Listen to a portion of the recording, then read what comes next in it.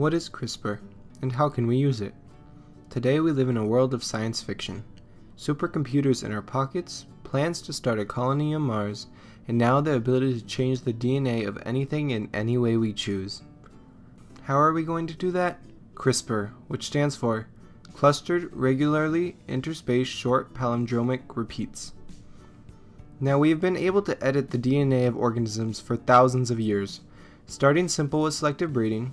Much later we learned to use radiation to cause random mutations, and recently we have been inserting snippets of DNA into bacteria, animals, and plants. But this was all very expensive, took a long time, and had a low success rate. That was until CRISPR came along. It was 99% cheaper, only takes a few weeks, and anyone with a lab can use it.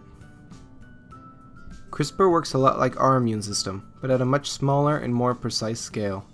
After all, it is the immune system of ancient bacteria against bacteriophages, which are viruses that target bacteria. It works in two parts, CRISPR and Cas9. When a bacteria gets infected by a virus and survives, the bacteria will store a segment of the virus's DNA into CRISPR, which is kind of like an archive of dangerous things. Once the bacteria feels like it is being attacked again, Cas9 goes into action. It works kind of like a detective searching for a bad guy. Cas9 goes to CRISPR and makes an RNA copy of the saved segment of DNA. Then it goes out into the cell looking for a match. It carefully compares every segment of the bacteria's DNA to the reference. Once it has a match, Cas9 cuts the virus's DNA out of the cell. After the DNA is cut, the cell can either just stick the two remaining ends together or insert a new piece of DNA. The amazing thing about the CRISPR system is that it is programmable. We can tell Cas9 to search for and cut out any sequence of DNA we want. Then we can just insert it into any organism and it will go to work. Scientists have begun testing uses of this system. There have been tests on mice to target HIV, and when inserted into the mice's tail, Cas9 removed 48% of the virus. We could also use CRISPR to edit our immune cells to make them better cancer hunters.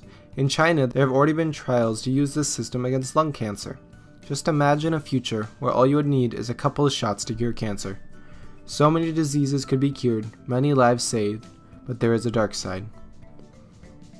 We have the ability now to change humans in any way we choose.